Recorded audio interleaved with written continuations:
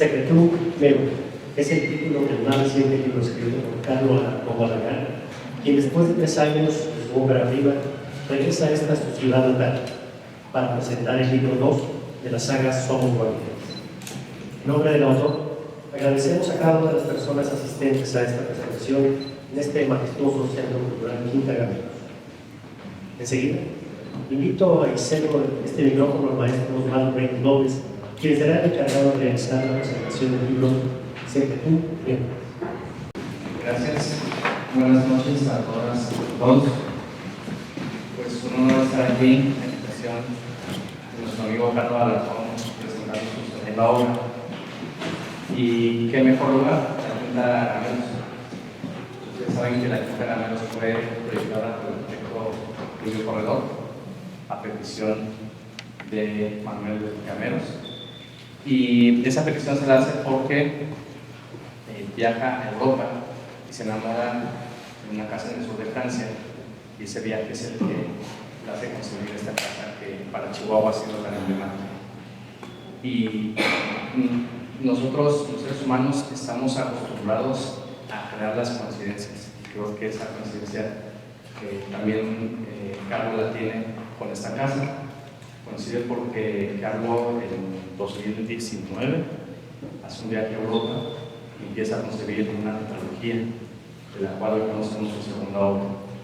Y también esa coincidencia de que justamente hace 3 años, en noviembre de 2022, presentó su ópera prima, No somos tutores.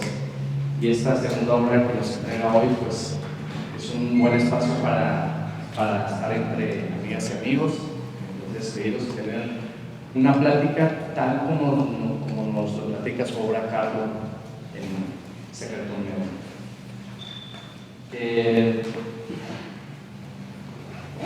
Pues así esta casa regresa, y parece esta coincidencia en esta casa esperaba este segundo capítulo, esperaba la evolución de Carlos como escritor, y creo que es eso. Yo tengo el honor y el agradecimiento con Carlos de que me permita presentar este libro.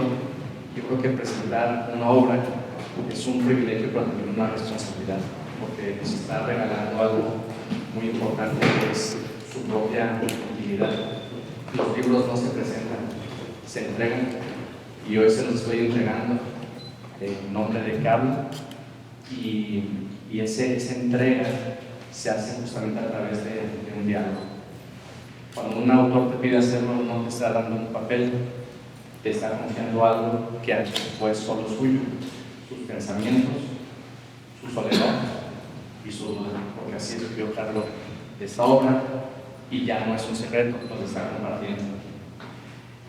Un libro se escribe, pero solamente se completa cuando alguien lo lee, cuando lo tocamos con curiosidad y lo miramos en esa intimidad. Así el libro no es solo del escritor, sino del lector. Cada lectura lo recibe. Ojalá que todas y todos tengamos la oportunidad de recibir esta obra junto con Carlos. Y en esto es muy importante tener también en cuenta que la realidad, lo que nosotros percibimos como realidad, es una creación nuestra. El mundo no es como es. El mundo es como nosotras y nosotros lo vemos. Es como lo miramos. Los libros es igual. No son como se escriben, también es como los leemos. Los antiguos griegos, particularmente Sócrates, desdeñaba la palabra escrita. Él estaba convencido de que el conocimiento solamente se creaba a través del diálogo. El diálogo vivo entre dos personas vivas que se conocían, que se conectaban, que se encontraban. Su discípulo Platón entendió algo muy importante.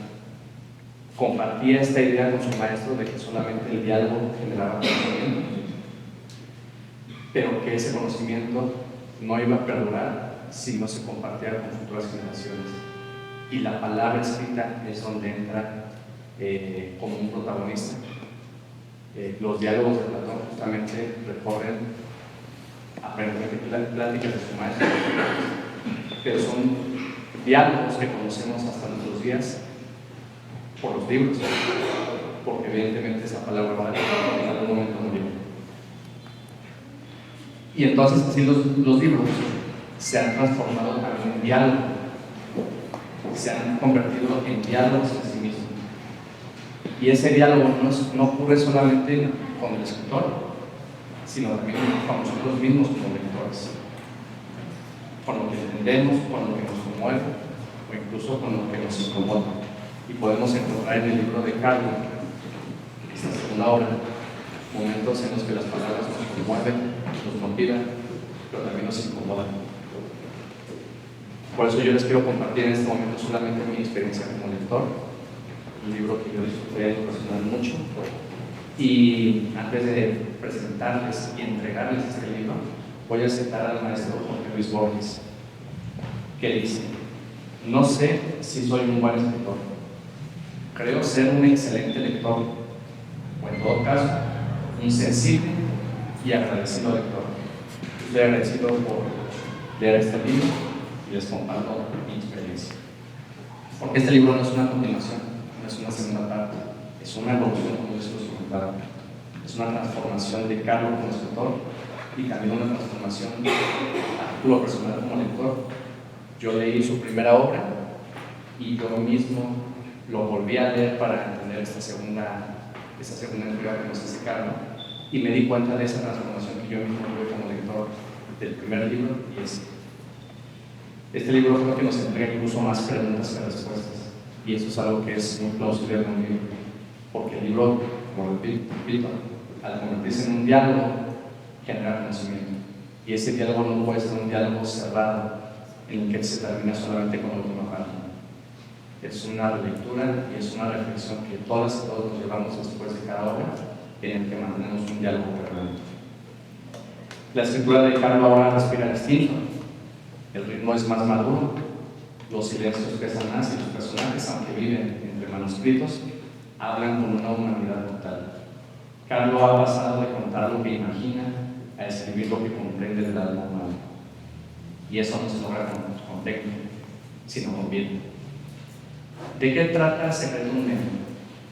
Este segundo libro es el segundo de una trilogía que Carlos concibió hace unos años y gira en torno a Mateo. Mateo es un joven en la primera historia. Su vida se ve de manera fortuita. Descubre en su legado familiar una misión de encontrar un libro oculto escrito hace muchos siglos por Tomás el filósofo, que contiene un mensaje que en su familia se tenía la misión de resguardar y después difundir en el momento en que la humanidad estuviera desarrollada. Lo acompañan tres personas importantes en la historia y en este segundo libro también. Matías, su mejor amigo desde la infancia. Camille, que en esta obra aparece como su pareja y lo acompaña equilibrando la doble personalidad de Mateo. Y Luca, un ex novicio que conoce también durante la primera historia. Aunque la familia Carbonell, el apellido de Mateo, es el eje histórico que da origen a esta historia y este conflicto, en este libro encontramos que se centra más en los personajes contemporáneos, es decir, en Mateo, en Matías, en Camille y en Luca. Mateo es el punto de unión entre el pasado y el presente. Su búsqueda en el primer libro y la difusión del mensaje de Tomás lo conecta con la promesa ancestral de los Carbonell, resguardar este mensaje y difundirlo. Matías, su amigo más cercano, comparte esa curiosidad intelectual de Mateo, pero tiene una personalidad que equilibra la pasión de Mateo con su raciocinio, con su templanza. Representa la razón y la lealtad intelectual. Camille, novia de Mateo, aporta sensibilidad, inteligencia y una mirada equilibrada que contrasta con la obsesión de los demás. Luca, un ex novicio que en la primera historia tenía la encomienda y una de seguir a Mateo y de reportarle todo el movimiento que él tuviera en esta búsqueda, se transforma en la primera historia y se transforma más en este segundo libro. Desarrolla un lazo emocional y humano que redefine totalmente su papel en la historia. Luca, en mi opinión, encarna la fe en conflicto con la verdad. él mismo durante la historia se transforma en otra persona. Y el libro combina elementos históricos, filosóficos y emocionales a través de todos estos protagonistas. Carlos explora la lealtad, la fe, la identidad y la manera en que cada uno enfrenta la verdad. El pasado, representado por la familia Carbonell, y el presente, representado por Mateo y sus amigos, se entrelazan constantemente. Aquí se ve cómo las decisiones de siglos anteriores siguen teniendo consecuencias en nuestro día. A diferencia del primer libro, Secretum Meum tiene un tono más íntimo. Es como una conversación con el autor, en una alcoba, en una sala, en un espacio en el que solamente dos personas se miran entendiendo una sola idea. En la historia de los Carbonell tienen un conflicto con su propio legado. Es una familia que durante siglos ha tenido la misión de estudiar libros y manuscritos antiguos que contienen estos conocimientos capaces de transformar la interpretación de la historia y de la fe. Carlos divide este linaje, esta familia, en 4 ramas. Los primeros hijos, de los cuales forma parte Mateo, son los encargados de buscar el libro que escribió Tomás, resguardarlo y en su momento difundirlo. Es el primero de la familia de Nicolás hace siglos que recibe la encomienda de Tomás el filósofo. Este linaje representa la curiosidad y la conciencia de deber, la misión familiar de siglos. Los segundos hijos de Nicolás y ese linaje son los encargados de construir los espacios físicos, y ya lo podrán ver en el libro, para proteger los textos que fueron hallados durante la historia. Porque a lo largo de la humanidad ha habido libros que ponen incómodos a las grandes personas que detentan el poder. La tarea de esas personas es resguardar aquellos libros que también contenían mensajes o conocimientos adaptados a su tiempo. Representan la acción y la técnica al servicio de la memoria.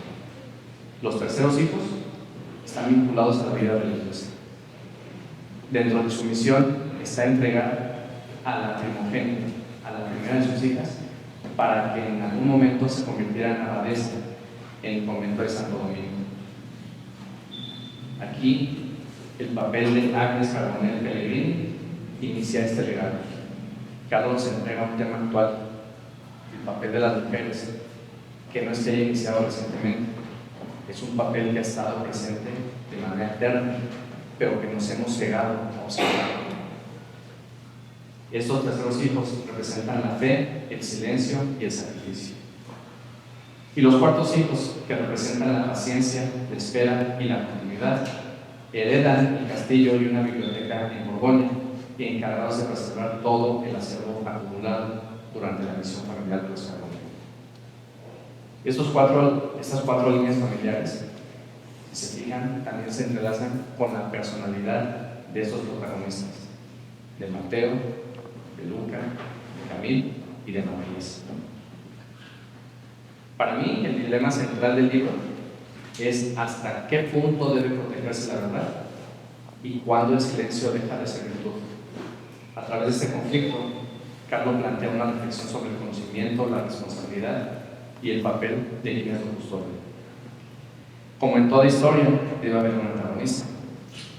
Y en esta segunda obra, que aparece desde el primer libro de Carlos, aparece la Orden de los Caballeros, Librorum Periculum, que representa el lado institucional del control del conocimiento. Una orden encargada de destruir todos los libros que atentaran a la fe católica en su momento. Su origen se vincula con esta misma época de Nicolás Carbonell. El principal personaje de esta orden es el doctor Mancini, pero aparece un nuevo personaje, su hijo Mandarino. Mancini interpreta la custodia del conocimiento como una cruzada moral. Cree proteger la fe, justificando el sacrificio o la destrucción de todo lo que ponga en riesgo tal fe. Sin embargo, su hijo, que también forma parte de la orden, introduce una grieta en esta historia, porque sobre todo cuestiona la obediencia, y es algo que el ser humano ha vivido desde hace tiempos pasados. Carlos con esto nos muestra el conflicto entre la herencia del deber y la búsqueda de una verdad más humana. Es una búsqueda permanente que no termina con esta obra. A través de estos personajes, el autor contrapone dos formas de entender la custodia del conocimiento. Una que protege para preservar y otra que controla para dominar. Esta tensión entre la familia Carbonell y la orden de los caballeros es el núcleo ético de la historia. El saber puede salvar o destruir dependiendo de quién lo posea y con qué propósito. ¿Quiénes son los verdaderos protagonistas? Yo tuve un debate y uso esa palabra, debate con Carlos, porque decía que el protagonista de la historia son los libros, y en mi opinión lo son las personas. Sí lo son los libros, pero quien hace que aparezcan los libros son las personas. No somos custodios, y el mensaje giraba en torno a la Trinidad humana. Este mensaje de Tomás el filósofo, la Trinidad de los hombres. Esta Trinidad estaba formada por tres elementos: el conocimiento, la sapiencia, que representa el cimiento del crecimiento y la búsqueda interior; la fuerza, que simboliza la voluntad para actuar, resistir y cumplir cualquier misión personal; y el amor, la caritas sine adictiva, el amor sin adjetivos. Eso lo estamos aprendiendo incluso hoy en día en nuestra sociedad. Entendido no el amor como sentimiento, sino como una forma de acción y plenitud, y más importante aún, de ser. Esta Trinidad humana, que representa lo que el libro, Carlos, su libro, llama el homocentrismo, pues va contra la idea de la Trinidad divina de su momento. La fe católica defendía hace muchos siglos. Este no es un libro cómodo para muchas personas. Nos hace reflexionar cómo nuestro pensamiento, desde que nacemos, puede verse transformado para evolucionar o para quedar atrapados. Los personajes del libro ya no solo transmiten el mensaje, encarnan este mensaje. Lo que nos platica Carlos en el primer libro de la Trinidad humana no vería la luz si las personas que vivieron la historia no se convierten en esa Trinidad humana, en ese conocimiento, en esa voluntad, en esa fuerza. Y entonces, por eso yo tengo el debate con Carlos de que los protagonistas son realmente las personas, que a su vez hacen protagonistas a los propios libros. Los personajes se convierten a los libros en verdaderos protagonistas. Yo estaba dubitativo de cómo presentar, cómo hacer honor a la invitación que me hizo Carlos para presentar este libro. Y estaba dubitativo en cuanto a hacerlo de una forma literaria, de una forma artística, pero me parece que el foro y las personas que estamos aquí presentes hacen justamente que seamos íntimos. Entonces, mejor preferí platicarles lo que a mí el libro me pareció como estaba escrito, como un simple lector. Hay dos elementos que me parecen geniales de la obra. Una verdadera genialidad, porque el primer libro se convierte en una historia viva dentro del segundo. ¿A qué me refiero con esto? El primer libro narra la historia de estos cuatro amigos, pero este segundo libro habla de ese primer libro. Mateo da una gira a nivel mundial presentando No somos custodios. Uno de mis autores favoritos, Milán Kundera, en La insoportable levedad del ser, arroja un elemento que Carlos recoge en esta segunda obra, que es cuando un libro te recomienda a una persona para que se encargue. Dos personas se pueden comentar incluso a través de un libro cuando conocen que un autor, una obra, también está siendo leída por esa persona y crea una conexión. Pero en realidad las personas no recomiendan libros. Los libros nos pueden recomendar personas, como dice Carlos. Y eso hace una genialidad de esa segunda obra. Lo que antes era ficción escrita por sus personajes, ahora es un hecho ocurrido dentro de su propio universo. Y Carlos crea un universo con esta obra. El otro aspecto que yo quiero resaltar es la enorme cantidad de información, de datos históricos y culturales que trae Secretum Meum. Él sabe que uno de mis autores, de mis libros favoritos, es Noticias del Imperio, de Fernando del Caso. Ese libro es un libro que es larguísimo de leer, no solo por su extensión, sino por la cantidad de información que tiene. Es una novela histórica. Hace que uno se detenga a investigar todo lo que trae el libro. Y Carlos creo que logra algo muy bueno en esa segunda obra porque la esa práctica y trae muchos datos históricos de arquitectura, religiosos, culturales. Es una obra muy rica. Combina historia, filosofía, arte y arquitectura de una manera tan orgánica que uno termina sintiendo que los lugares, los nombres y los documentos son tan reales como los personajes. Por eso leer Secretum Meum no es solo seguir una historia, sino recorrer el mapa de una mente curiosa, meticulosa y obsesiva con el detalle, capaz de construir una ficción que se siente tan complementada como la realidad misma. Me voy a permitir leer algunos pasajes del libro, pues porque, como dice la frase, para muestra un botón. En una parte en la que está hablando Matías, el mejor amigo de Mateo, habla de una responsabilidad que él está teniendo en esa misión de acompañar a su amigo. Y cito: mucha responsabilidad. Pienso que son muy ingenuos hablando de sus amigos, y que si no fuera por mi perspicacia, mi sentido del peligro, no estaríamos tan tranquilos. Pero bueno, siempre he sabido que en la amistad cada uno aporta lo mejor de sus talentos para sus amigos. Y eso es servirle a la gente que queremos. Aportarle la mejor versión de nosotros, también para complementar su propia vida. Es una frase que a mí me impactó mucho.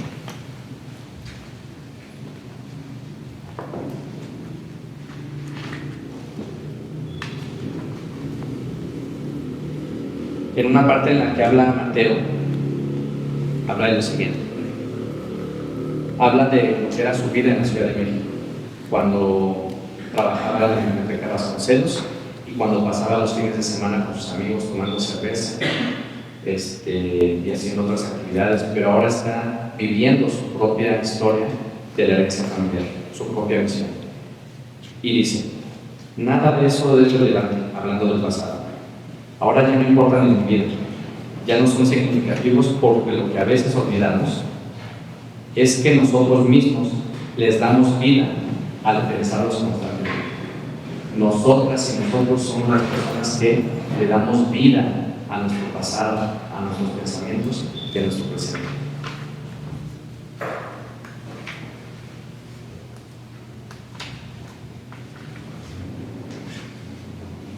Alguna vez leí que la historia la escriben los vencedores, pero que la historia que hasta hoy se ha escrito no es perenne. Esto quiere decir que se puede volver a escribir con nuevos hallazgos. Quienes han tratado de controlar la narrativa que nos han contado para que sea la única verdad existente se equivocan, porque hoy sabemos que la Trinidad no está fuera de nosotros, sino que es nuestra y reside en nuestro ser. Solo debemos practicar.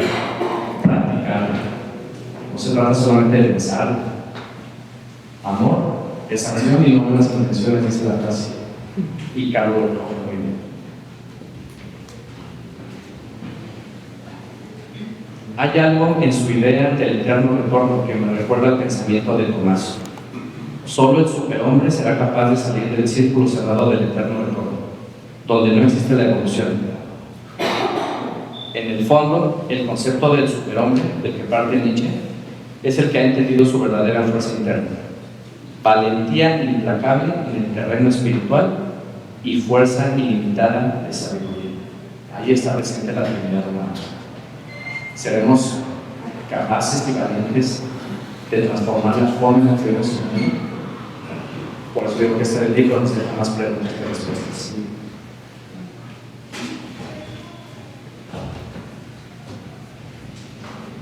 Dice mi tío que el hombre ha vivido su vida en función de un Dios al cual intenta agradar constantemente, construyendo su vida pensando en que debe actuar como un buen hijo. Y entonces la existencia de las personas se convierte en experimentar a un padre que premia y castiga según te comportes. Debes ser bueno si no quieres experimentar el castigo del infierno. Por siglos hemos pensado así, dando como producto una sociedad ladina que miente para complacer a las personas con las que se relacionan, creyendo que pueden engañar al Padre que está en los cielos. Esta idea que hemos repetido por siglos es un concepto erróneo, pues niega la esencia de nuestro ser, ya que no fuimos creados, sino que somos parte de una emanación. Lo que fue creado es el cuerpo con el que vivimos para contener esa parte divina. Partiendo de esto, nuestra misión no debería ser agradar a lo que ya es, más bien deberíamos enfocarnos en ser. Esta forma de pensar, sin duda, pondría muy incómodas a muchas personas, pensando que con estas frases se está negando a Dios. Pero no, se está ratificando la existencia porque nosotros participamos en él.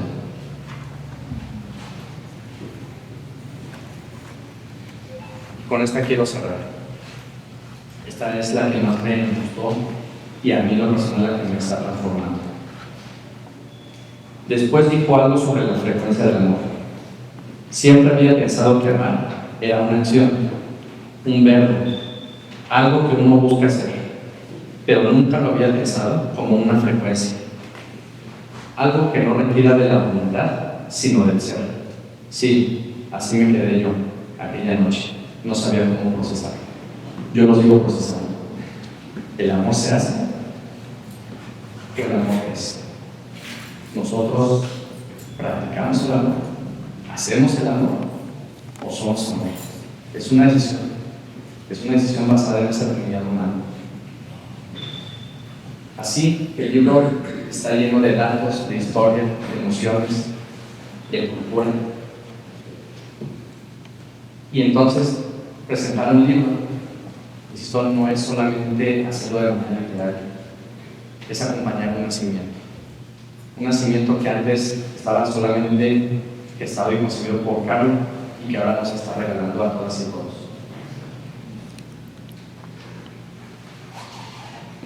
Con esto, Carlos se volvió incluso un lector más. Deja de ser el escritor de la obra para ser ese lector con nosotros. Y nosotros, como lectores, vamos a contar esa historia. Este libro es de Carlos, pero también es de quien lo lea, de quien encuentra algo, de quien se encuentra a sí mismo en sus hojas, o incluso de quien no encuentra nada, porque también de eso están hechas las lecturas. Para mí ha sido un verdadero privilegio no solamente leerlo, sino recibir la invitación de Carlos de hacer esta presentación y estar aquí en esta casa con llena de historia, entregando este libro como lo que es una pieza más en la cadena del conocimiento, un puente entre generaciones y un acto de fe en la palabra escrita. Ahora yo regreso al libro solo. Gracias.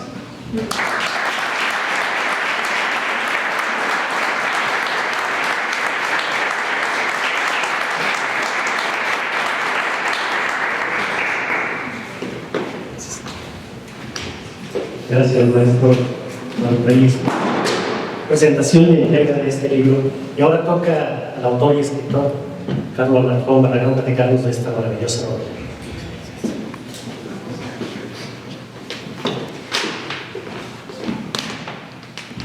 Muchas gracias. Buenas noches a todos. Pues yo traía preparado algo, pero después de escuchar a Osvaldo, pues ya creo que ya pero voy a referirme a algo que pues hace 3 años, sí se escuchó, ¿verdad?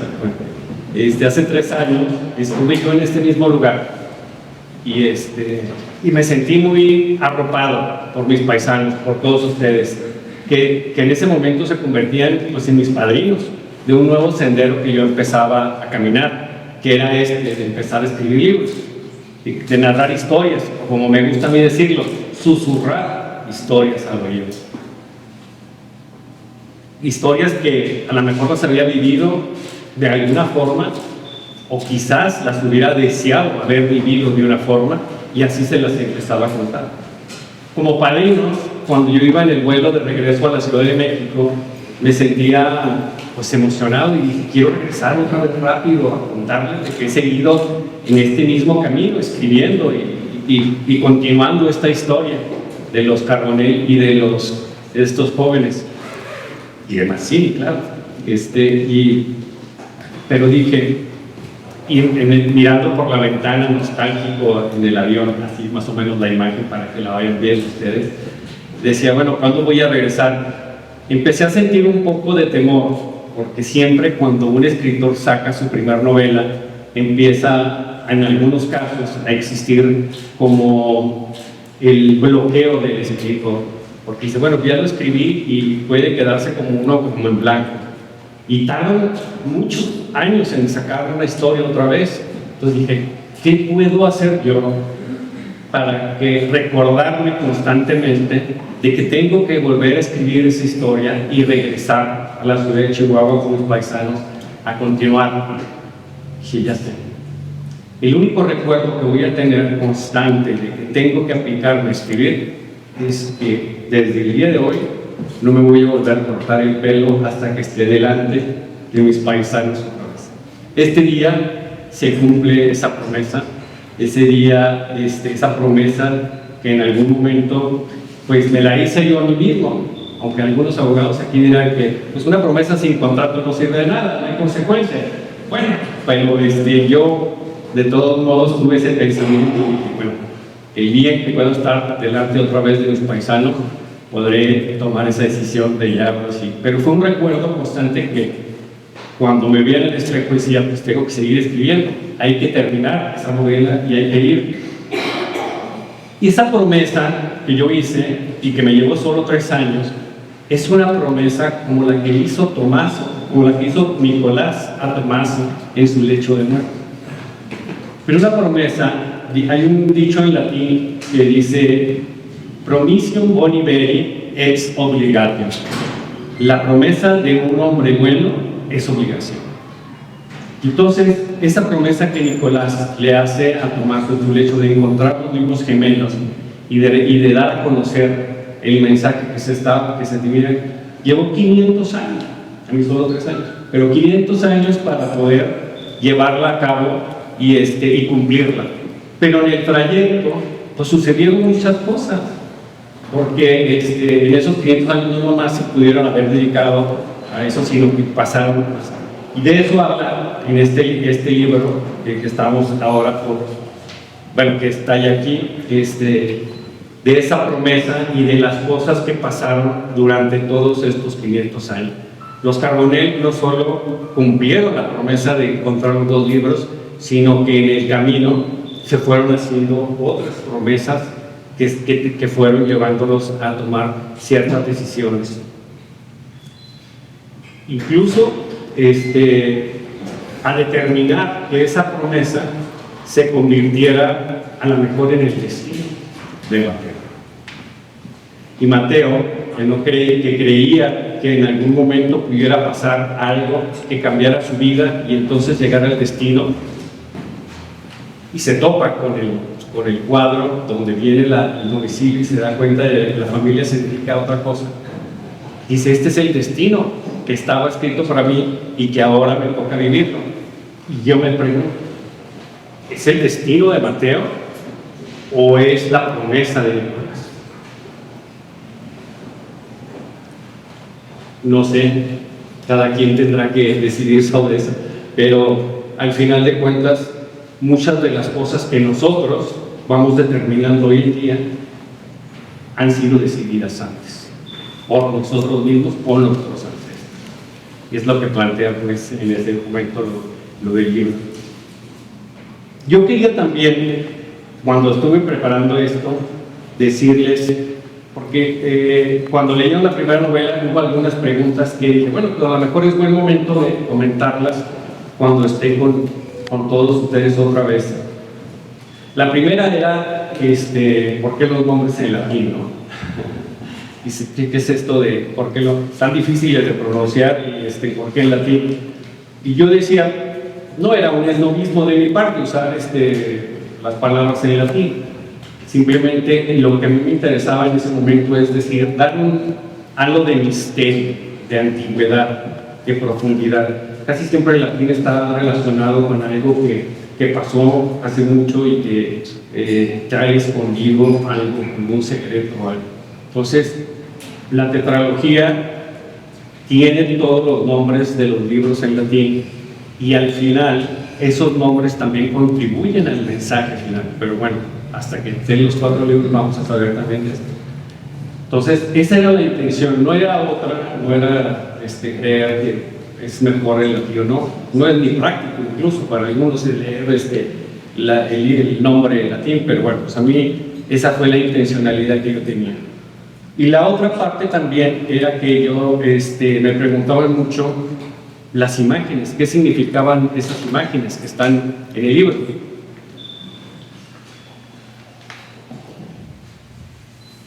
Todos los libros tienen en la portada un símbolo celta, de la mitología celta. En el primer libro de No Somos Custodes vimos lo que era el triskel. El triskel simboliza la perfección, significa la unión del presente, el pasado y el futuro. Significa pues la misma vida, el pasado, la misma vida, el nacimiento, la vida, el renacimiento, la muerte y el renacimiento. Es el equilibrio constante, ¿no? Eso significa el triskel. Y a mí se me hacía muy importante que el libro tuviera ese símbolo celta, porque de lo que te habla en el libro, en el mensaje de Tomaso, pues es precisamente de la Trinidad, ¿no? El conocimiento de la fuerza y de la voluntad y del amor, que es lo que da la biología del hombre.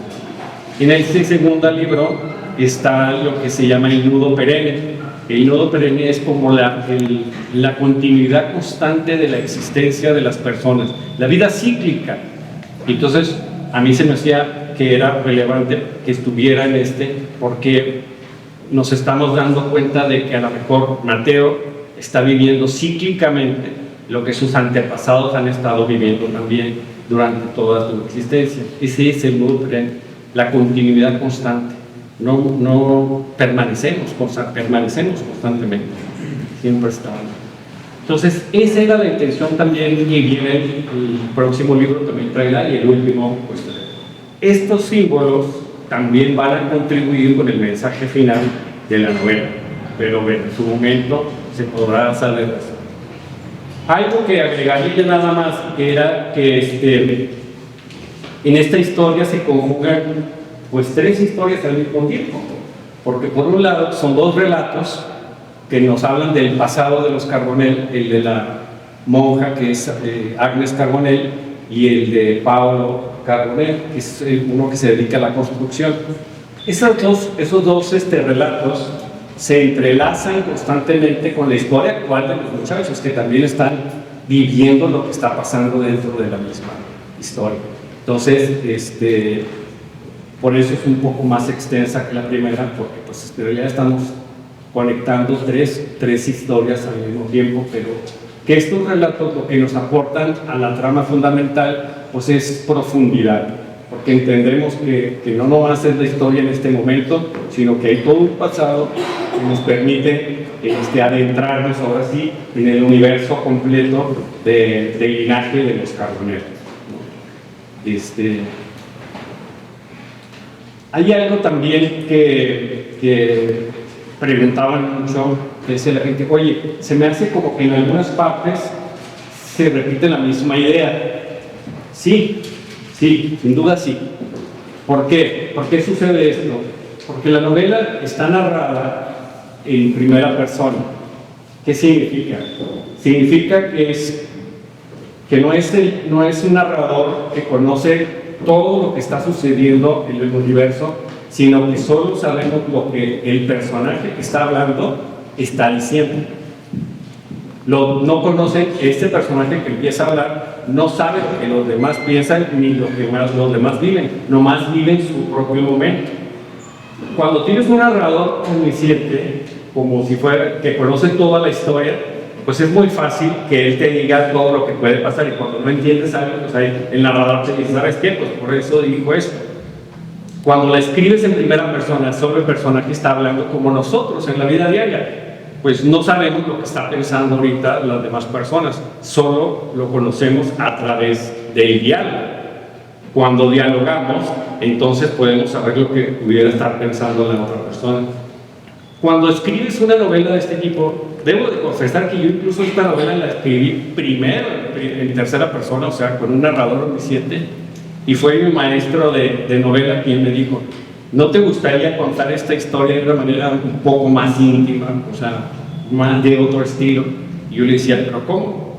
Pues en primera persona, o sea, que sea el personaje el que esté diciendo las cosas. ¿Qué pasa cuando lo escribes en la primera persona? Pues que requiere mayor actividad de parte del lector.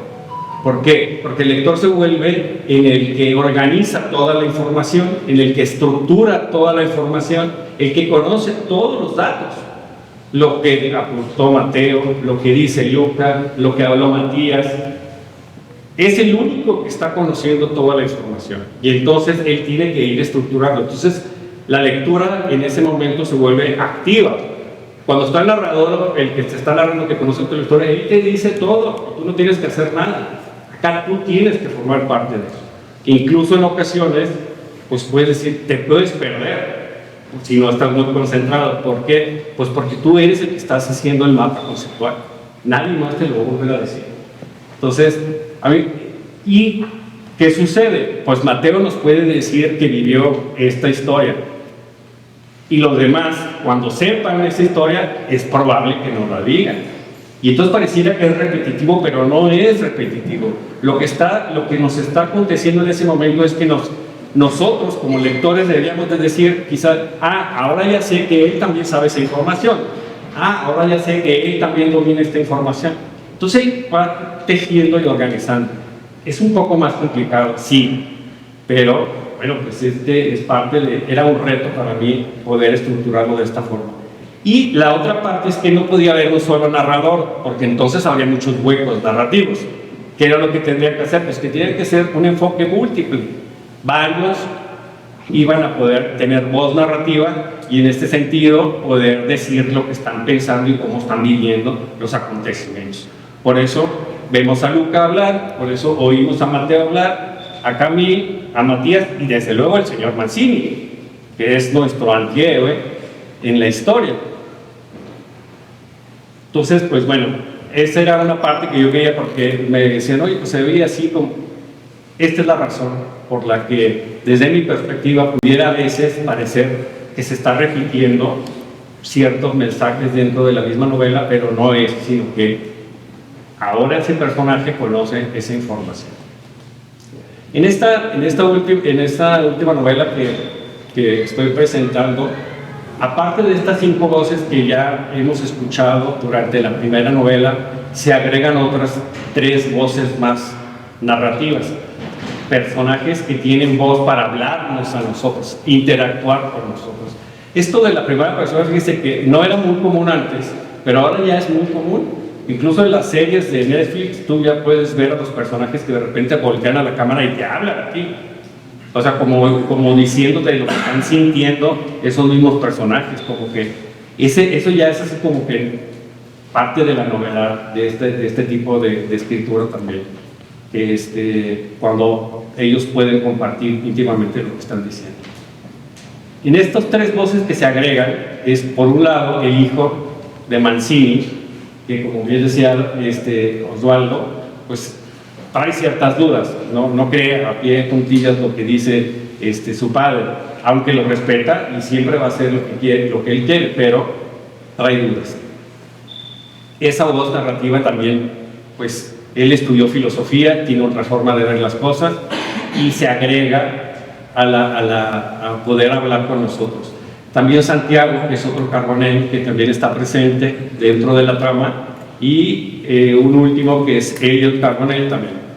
Me decía Osvaldo, ya son muchos Carbonell, ya me empiezo a perder con tantos Carbonell. Sí es cierto, son 19 generaciones, y en esas 19 generaciones hay muchos Carbonell que van a poder hablar. Pero cuando empiezas a entender qué está haciendo cada uno de ellos, se empieza a apasionar y decir, pues entonces estos aportan esto, estos aportan lo otro, y así. Esos 3 nuevos personajes, al hablarnos, pues claro que van a contaminar un poco la trama que estamos nosotros leyendo. Le agregan nuevos elementos, la complican, y entonces, bueno, pues ya verán ahí dentro de lo que van a estar leyendo, pues cómo van a estar agregando nuevas tramas y líneas dentro de la novela. Pues bueno, eso es algo de lo que les quería compartir esta noche. Estoy muy agradecido de que nuevamente me arropen en esta presentación de mi novela.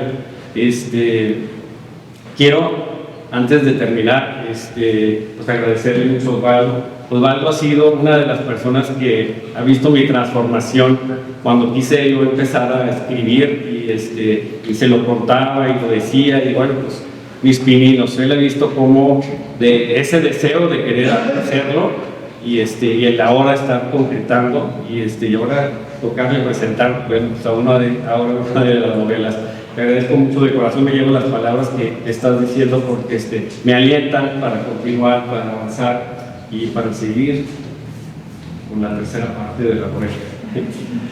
Agradecer también a la Universidad de Chihuahua, al rector de la Universidad de Chihuahua, porque nos prestó este recinto para poder estar un marco que desde la perspectiva que yo veo, pues muy bueno para la presentación de un libro. Creo que de alguna manera este recinto quería escuchar la segunda parte de esta historia, porque había pensado en otro lado, pero bueno, este es el recinto y aquí fue. Entonces agradecer a la Universidad y al rector por las atenciones para este lugar, y desde luego agradecer a mis amigos y a mis amigas que participaron en la organización y dedicaron tiempo para este evento, porque pues es algo que no tiene valor para mí, o sea, apoyar y esa generosidad, o sea, me ponen así muy sentimental, pero muchas gracias a todos porque por apoyarme y creer en mí en este proceso y en este camino que estoy iniciando, continuando pues. Y para mí contar una historia de un clan familiar me ha dado la oportunidad a mí de reflexionar sobre las vivencias que yo he tenido en la vida y de cómo a lo mejor yo soy el producto de esas generaciones anteriores, y eso me ha permitido poder entender muchas de las cosas que viví y que ahora pues en esta novela se las comparto. La historia continúa. Muchas noches. Buenas noches. Muchas gracias.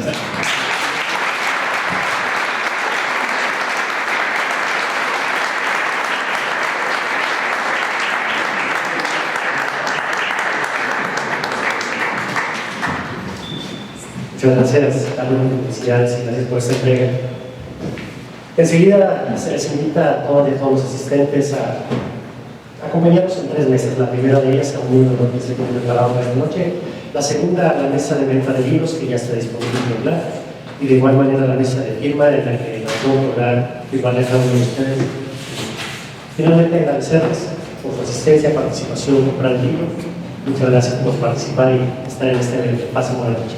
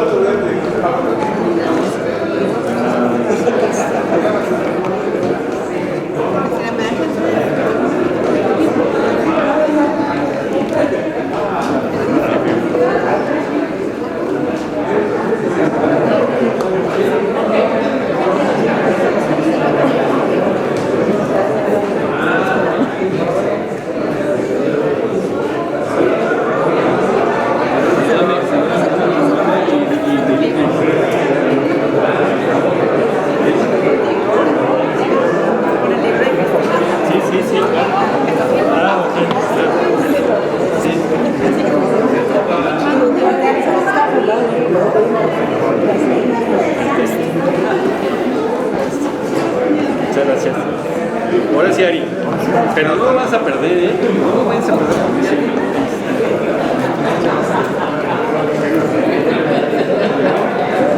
Pues tal vez ya. ¿Cómo está?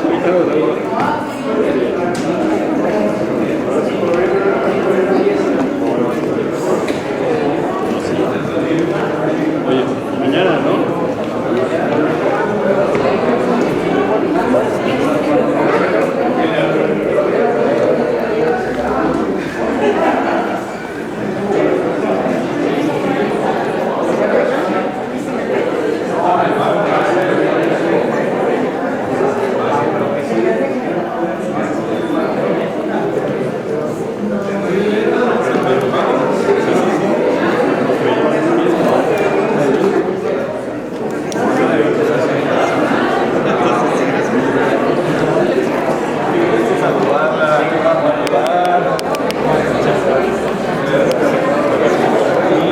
¿Te parece mucho? Muchas felicidades. Pásenle a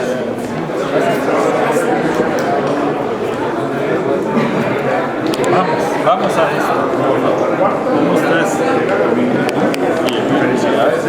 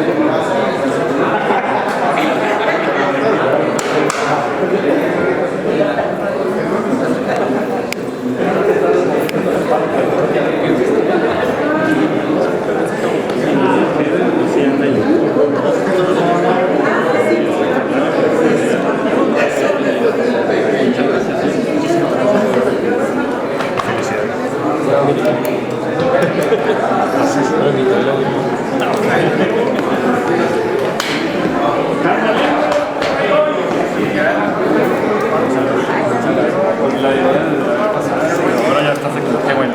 Te dije, va a haber oportunidad en el futuro.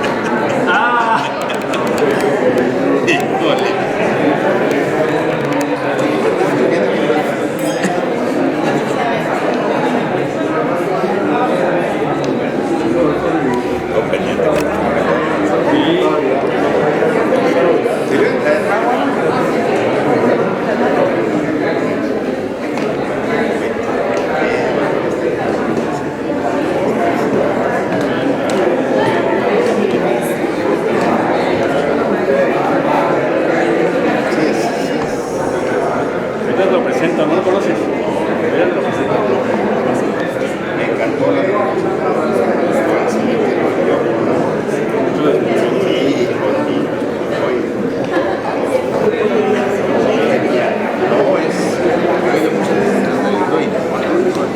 siempre tiene su lugar. Es más, el de llorar es la neta. ¿Qué le explicó? Un prólogo de la teoría. ¿Qué era? Sí, sí. Digo, esta lo antes de que lo saque. Sí, va un poco más de lo que escribí él.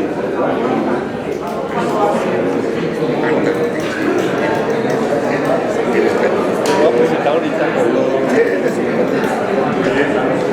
Hace 2 semanas que yo con este. Ya me voy a bajar de ese. Bien gusto verte, qué barbaridad. O sea, ya te vas a cortar la gringa o apenas te vas a dejar. No, pues ya no tengo hasta acá,